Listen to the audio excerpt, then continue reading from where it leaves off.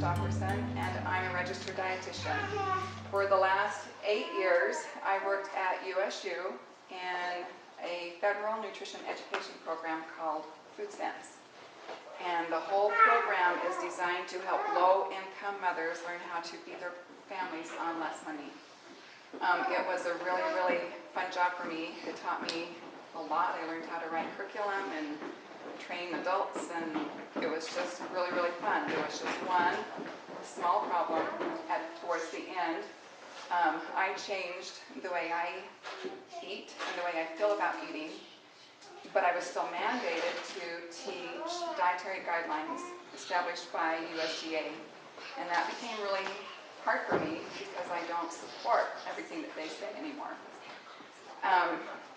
Long story short, Eileen, my best friend and now business partner, and I have created a small business called Whole Body Health, and we're in the market to help families and individuals learn how to eat better, primarily from a whole food plant-based diet, and to help them clear emotional baggage that comes along with life, and that's Eileen's specialty. When we think about food addiction, who believes that there's even such a thing? Is there such a thing as a food addiction? You've all experienced it before? Every single day. Who wants to share with me a problem you've had with food before? Anybody? Oh, I used to have an addiction to a lot of things, to sugar and to wheat and probably lots of carbohydrates and sweet things. Okay. Anybody else? Yeah? All I ever really want to eat is carbs. So satisfying. Okay. Okay, we're going to talk about that. Sugar. What else? Sugar? Okay, sugar is my main addiction. When I was a young mother, I would make dinner every night, and I would do the best I could with what I thought was a healthy meal. I didn't make desserts very often because I knew I had a problem with them. And I would eat the whole dessert. We would sit down as a family and have dessert. There would always be leftovers, and then for the next 2 or 3 days, I would be the one that finished it. So embarrassing to admit. How long ago was it? 3 years ago. Maybe 4 years ago. I remember buying, at Christmas time, a bunch of these, because they're cheap at Christmas time, and they would make fun stocking stuffers and blah, blah, blah, blah, blah. So I bought a bunch of them, and I ate one a day, and didn't hand out any of them. And I realized, oh my gosh, I ate an entire symphony bar every day. I didn't eat a little chunk of it. I ate the whole thing every day. So, can sugar be addictive? Apparently. When you think apples, broccoli, asparagus, bananas, have you ever overdone it? Have you ever overdone it on apples? I have, but I'm probably the exception. Okay, explain overdo.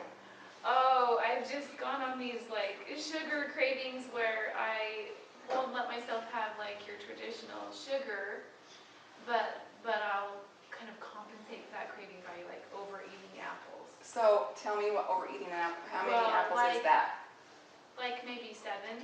Okay, that's not overeating. But then they give me symptoms of like feeling sick, and so You can, if you ate 7 apples, that would be maybe 600 to 700 calories total, depending on the size of the apple, versus 700 calories in a little piece of that's chocolate cake. true. So, really, eating 7 apples still really isn't overdoing it. What is maybe you know this, I used to have in my brain how much like sugar, like what if you compared an apple to the sugar in white sugar? Okay, yeah. Like a teaspoon per apple? Yeah. They're not the same thing. Right. So, But if they were the same thing, an apple, I think, like how much sucrose? let's talk about that after, because I Okay. kind of have to do the math in my No, head. that's okay. I can look it up on the internet. but I'm not sure. you're comparing apples to oranges instead of apples to apples when you do it that way. Yeah.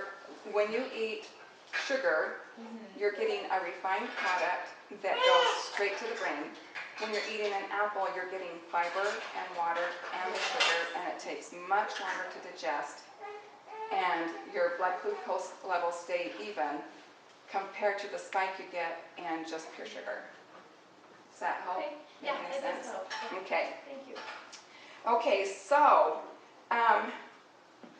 we all have a center, we have a place in our brain called the pleasure center, and this was designed to keep us alive. There are two really important things that the pleasure center makes sure that happens. One is to procreate. It feels good to do that, and so we want to do it over and over. The other one is to eat.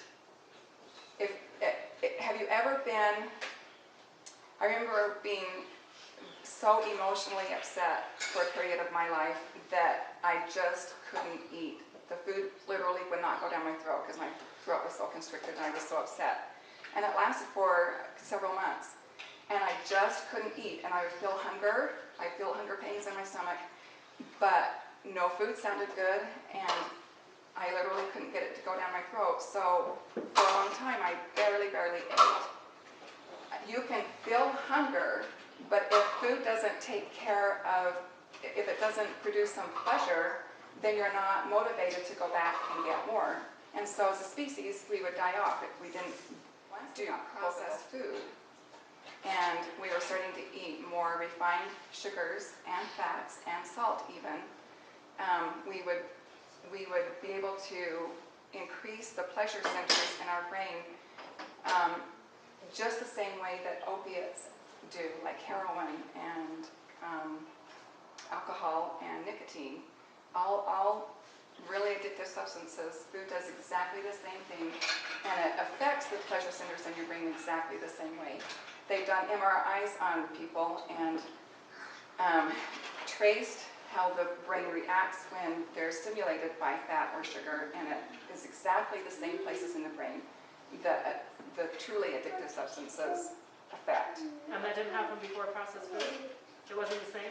No, an apple won't do that. There's not enough refined concentrated sugar in an apple to make that spike. It will produce some pleasure, but not the huge spike that processed food does. Okay. So what do all these, first let's just define what addictive foods are. I can name 6.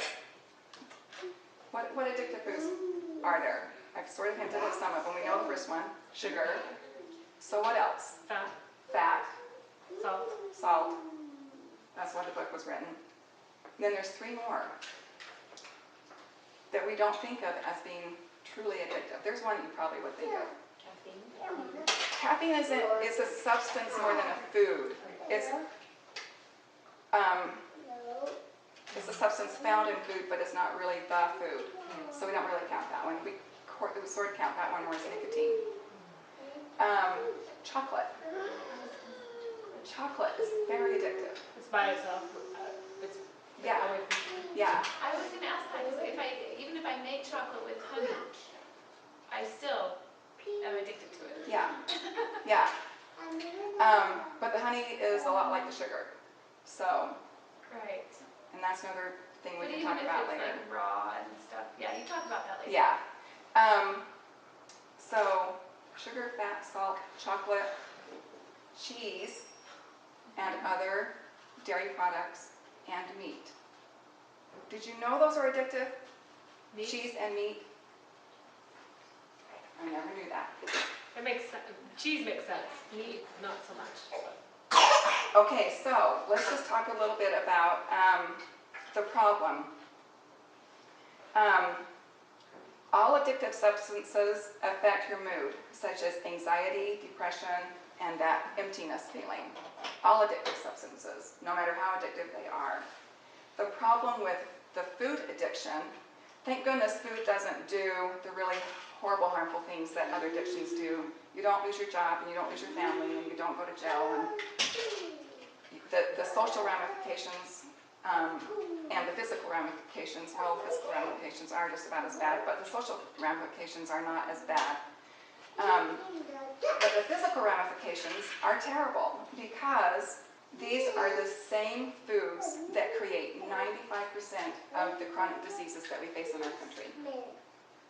So, heart attacks, strokes, diabetes, obesity, cancers, arthritis, a lot of the autoimmune diseases. These are the foods that cause those kinds of problems. My last little grandbaby was born premature and had some pretty big problems, and he had surgery within 24 hours, and he had a lot of pokes and pricks and all kinds of not fun things for a little tiny baby. And every time they'd get ready to prick him, they'd put a little tiny bit of sugar water in his mouth. Have you ever watched, do they do that with your babies when they do like the PKU and stuff? I used to be a nurse in the NICU, and yes, they still do. Yeah. Sugar acts just like an opiate, and it calms the baby right down. And then they can prick him, and he doesn't scream as loud. In fact, sometimes he doesn't even realize that there's pain because he's so, oh wow, that was really nice, and I want some more. When we think of sugar, we think of carbs, and this is where carbs get their bad name. Carbohydrates are not bad. They're just carbohydrates. And if you eat a whole food, a whole plant food, they all have carbohydrates, and none of those are bad. There's no such thing as a bad apple or a bad orange or a bad grain of rice. Those carbohydrates are not bad. The reason we've given carbs a bad name is because of the refined sugars and flours that we have added to everything. And those do spike your insulin and cause all kinds of havoc in your brain, cause the addictions. But, so get away from, I can't eat carbs, because you so can't eat carbs. You're designed to eat carbs. Carbohydrate is the fuel of choice for your brain. The food manufacturers understand, they call adding sugar and white flour and all those other wonderful things that make food taste so good, the bliss point. They look for the bliss point, which means that how much sugar should we add, and how much white flour, and how much of this all processed goodness can we put into that Twinkie and have it taste so good that everybody wants to go back for more. Or that Oreo, or that chocolate chip cookie, or place your drug of choice in there, that symphony bar. How much sugar can it hold, and we still want more? That's called the bliss point. They found out with sugar that you can put too much in. We want it really sweet, but we don't want it so sweet that we don't want to take another bite. Interestingly, children like it way sweeter than adults. So that's why kids like Fruity Pebbles and their parents don't, because they like it sweeter than we do. But the food industry has spent $1 gazillion trying to figure out what the bliss point is to keep you coming back for more sugar without making you too sick, unless you eat the whole symphony bar. But it makes you want the next symphony bar the next day. Okay, the problem is that concentrated and empty calories of these foods replace all the nutrient foods that you would have eaten. Remember when I ate that whole chocolate cake in 3 days and ate nothing else? Was not getting the broccoli or the asparagus or even the apple because I was too involved in the chocolate cake. And the food industry knows that if they hit the bliss point just right, that you are going to seek out and eat more of that food. Who eats just one Oreo? You eat the whole sleeve of Oreos. Well, I would. And I never bought them because I knew I would. Can I have just a quick story? Please do. You came to mind when she was saying that. Well, I lived in Brazil. Cookies was not just the sugar, but they also had fat. Yeah. Fat is one of the most potent components of processed foods that they can use, and they know it is more powerful than sugar to addict us. Think premium ice cream. Think of that mouthfeel, the way it melts in your mouth and leaves that coating, and it's just heaven. They know that. Sugar can be, you can think of sugar as the methamphetamine of the flavors, and fat is the opiate, because it's the one that goes, oh yeah, baby, that felt good going down. They use a lot of fat because it masked off flavors that you would not eat a Twinkie or an Oreo or a Ding Dong if it didn't have the fat in it. It wouldn't taste the same. In fact, you guys are mostly too young to remember this, but there was a point when the low-fat craze happened and they did the snack roll cookies, and they took the fat out and they had to do something with it, so they just way jacked up the sugar because the taste was so bad without the fat. They had to do something to make them taste good. There's really no bliss point with fat. You can add more and more and more and more, and people will continue to accept more and more and more. But they've also found out that up to a certain point, it doesn't increase our pleasure anymore. Even, we still accept it at really high points, it just doesn't increase our pleasure anymore. So they spent a ton of money trying to figure out what that cutoff point is, because why add it costs them money if they don't need to. But they're willing to do it if it will get us to buy more. Problem with fat, it is the highest source of calories that we can get. 9 calories per gram versus 4 for carbohydrates and protein. So more than twice as much. It takes up a tiny amount of room in your tummy. A tablespoon of fat gives you 120 calories, and it takes up that much room in your tummy. So it doesn't do anything to satisfy fullness or the feeling that you've eaten anything. So you're going to eat more and more and more, compared to those 7 apples. Boy, would you feel full after if you ate 7 apples all at once. You could, I don't even know. I actually never have eaten 7. Could do it all at I've once. eaten 7 apples juiced and felt And that's so a sick. totally different thing. Yeah. Because then you are getting the sugar without the fiber. But I've never eaten more than 2 apples, actually, now that I think about it. Okay. Just so you're all not worried about me. I was so not worried about you if you ate 7 apples. That would not even cross my mind as, oh my gosh, I should be worried about this. That was not a worry. Think about eating, if you were to cut up some potatoes and bake them in the oven and turn them into baked fries, how many potatoes could you eat and before you felt too full to eat anymore? 1. A whole potato, maybe. I think I've eaten 2. I was going to say, I think I ate 2. Because, a potato that size, I could eat 2 of those baked with and be fine. How many potato chips can you eat before you feel full? Never. The entire bag. And I'm not talking about the snack size bag. I'm talking about the Super Bowl game size bag.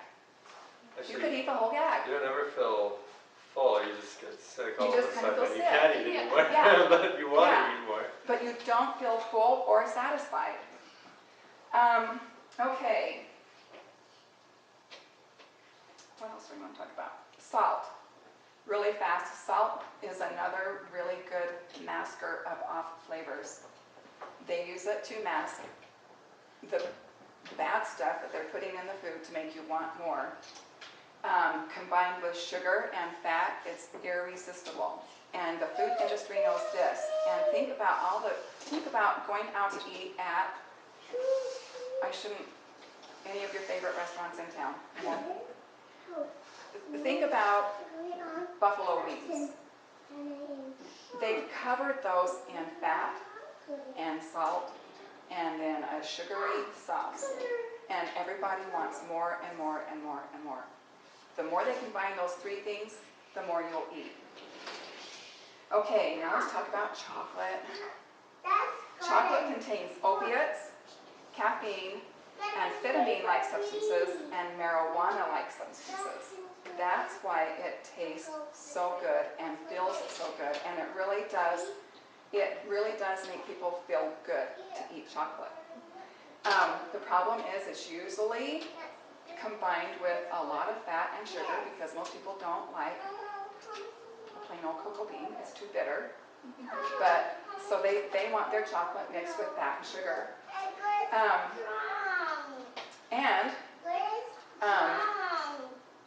Chocolate can be a migraine trigger. Cheese. I want you to, who drinks, if you were a milk drinker, if you ever were a milk drinker, who drinks skim milk versus whole? I always did. I'm a whole milk girl myself. What do you think USDA does with all the fat they take out of that milk to provide all the skim milk for all the people that are drinking skim milk? They turn it into cheese. So cheese is 70% of the calories in cheese are from milk fat. There's more cholesterol, pound for pound, in cheese than there is in steak. And cheese contains a chemical called a casomorphin. So casein is the main protein in cheese, so that's where casein comes from. Morphine. They've been able to document that the casein in cheese acts like a morphine in our bodies. And there's a specific, My question about that is that there's actually isn't there very little in cheese of casomorphine compared to milk? no, way more. Because casomorphine is a protein. Right, there's more casein in cheese than there is in milk. I thought that cheese was mostly fat and there's less protein in cheese. There's more. Because you're taking out all the water. Interesting. Okay, So, sorry, keep going. So the whole reason that there is casomorphine in milk, including breast milk, is because it gets the baby addicted to the mom in a nice way. Baby calves follow their moms around because their next hit is just right under that. And the best way to get a little baby to love his mommy is to give him a mouthful of breast. Because there's casomorphins in breast milk She too. would like that idea. So, it's fine for baby cows and it's fine for baby humans, but it causes addictions in adults too. And in fact, all people. So we want more. And USDA now has this surplus of cheese because everybody's drinking skim milk, and so they contract with all the fast food industries to add more and more and more and more cheese on everything. Okay, meat is 20 to 70% of the calories are from fat. We're biologically designed to crave fat. When it was hard to get food, it was the foods that were high in fat that were most desirable because we had to work less to get those foods. And meat does contain some opiates. An interesting thing about meat that most people don't understand is that it releases, it stimulates a release of insulin. Let me make sure I do this. Beef and cheese can cause a bigger spike in insulin than pasta can. Most of us don't realize that. So the problem is that it's another really big source of saturated fat and cholesterol. So the bottom line, the food industry spends billions of dollars to get us addicted to the foods that cause all the health problems that we have in this country and in the Western world. So how do you overcome a food addiction? Josh went through it. You go on a hunger strike. You just don't eat anything. It kind kind of is, you would never tell a cigarette smoker who wanted to quit smoking to just have one a day. Just do one a day and you'll get over it. Well, no, they're never going to get over it that way. You kind of do have to do the cold turkey thing. If you feel like cheese is an addiction for you, or chocolate, or sugar, the best thing to do is just to stop eating it. But there's some things that you can do that help make that a little bit easier. Start with a good breakfast and make it one that really fills your tummy with some good things like oatmeal. And don't make it instant oatmeal because that goes through your system so fast that you get hungry really fast. Buy the whole oat groats from Josh downstairs. That will stay in your tummy and fill you up until lunchtime. Keep your blood sugar steady, and you do that by eating mostly plant foods that are high in the good carbohydrates that release the insulin on a slow, steady level so that you don't have the ups and downs and you don't crash and burn and feel like you've got to have more. Eat enough so that of these good foods so that you're not setting yourself up to be hungry and have nothing available and go to the vending machine and go for the Snickers bar. Eat high fiber. The same thing, it's like the oatmeal. It will stay in your tummy longer, make you feel full longer, and provide less calories. No processed flour, sugar, all the junk. Just get it out of the house and don't be tempted by it. I really can't have junk food in my house. It's just too tempting. Even after going for years without it, I still think about it if it's in my house. So it's just better not to have it. Break your food cycles. Change the people and the places that trigger going for the food that you go for. I used to work in a nutrition building where the dairy bar is. Do you know what they sell in the dairy bar? Aggie ice cream. And I cannot tell you, there was a period of time where every day my lunch was just an ice cream cone. And I would tell myself, well, it's okay because I'm not eating anything else. I'm just eating the ice cream. I was a dietitian. That was not such a good idea.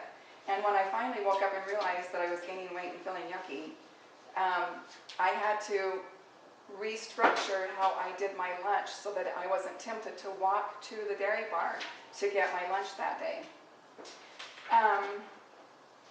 Change your schedule. And when you do that, think of competing activities so that you're doing something else during the time that you typically would have been going after that food. And go to bed earlier. Most people's downfall is in the evening. That's when most of the addictions really take hold. So go to bed and don't think about the food. Did we say exercise? Plan for exercise? Plan for exercise. Find some support, a spouse or a friend or someone that will help you. It's kind of like the New Year's resolution a little bit, that will help you and encourage you. Use extra motivators. Give yourself $1 for every day that you stay with your plan, that you can spend on anything you want. Think about the benefits besides just getting rid of the addiction. I'm helping my heart, I'm cleaning up my body, I'm losing weight, I'm feeling better. Fast food, one of the reasons fast food works so well is that it's so easy and it's so cheap. So you have to counterbalance that by making the new food that you're going to eat easy and cheap. And it can be both of those. One of the best ways to handle that is just to plan a menu and to buy the food and have it in your house and have it ready to go. And then, I've already said this, but make your home a junk food. So the bottom line is, our society has made it really, really easy to be addicted and really, really hard to get away from it. But it's possible. I'm living proof. Josh is living proof. Eileen is living proof. You can overcome really bad behaviors. You can overcome addictions.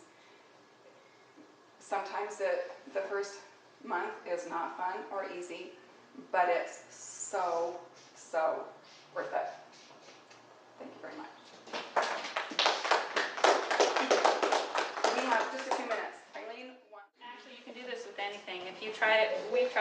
number of things. Even sometimes when you're trying to make a decision, your body knows what the right decision is. You've got energy in there that really knows what would be best for you. So, okay, so I want you to, let's test to make sure. So stick your arm out and try to resist. And just say, my name is, and then say, My name is Kendra. okay. Okay, try harder. Sometimes if you're dehydrated, it makes a difference. Okay? All right, hold it out there straight. My name is, My name is Kendra. okay, okay, so that was better. Can you tell the difference? Okay, now say something that's not true. My name is, and say another name. My arm out. Yep, arm out. My name is Maddie. Maddie. So can you tell the difference? Yes. So your body knows that she's telling a lie. So let's try it with the symphony bar, and we're gonna have to get rid of this because Debbie can't arm out. You don't need to say anything, just think about that symphony bar in your hand, okay? Yeah, can you tell that? So what we do and what we think about weakens us. All right, now let's try one of Josh's organic apples that we know is delicious because I've eaten them before. Okay, try again. Put your arm out. Okay, think about that apple. So see, there's a difference. And so anything we do, all the way from our thoughts to what we eat, to our actions, to our behavior, all affects the energy